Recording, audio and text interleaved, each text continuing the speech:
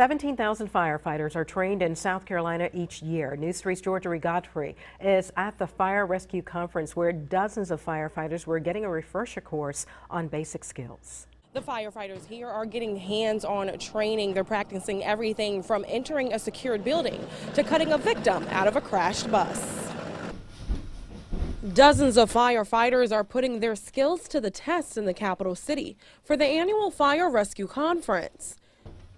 They're from all over South Carolina, paid, volunteer, part-time, firefighters of all different specialties throughout the state, and it gives them a chance to express some specialty skills, to teach those things that we encounter pretty regularly, but we're not able to practice regularly.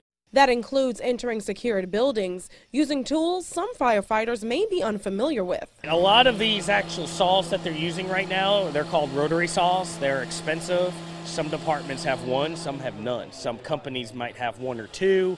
And so being able to get their hands on some of these tools per se. So the firefighters use the saws to cut different types of locks they could run into on both residential and commercial buildings. The firefighters also worked under pressure to free a victim from a crashed bus. When we're dealing with these type of scenarios, they're very challenging because it creates a different aspect. As you see behind me, the rescuers are elevated, so they're not working directly off the ground. The firefighters practice cutting holes in roofs for ventilation and rescuing victims from a burning home. But for those in the training, it's just a piece of the puzzle in making efficient fire departments.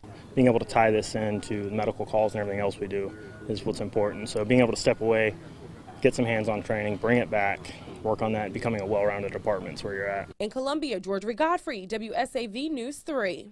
And that conference will wrap up tomorrow. It combines both hands-on training, like you saw there, and classroom courses.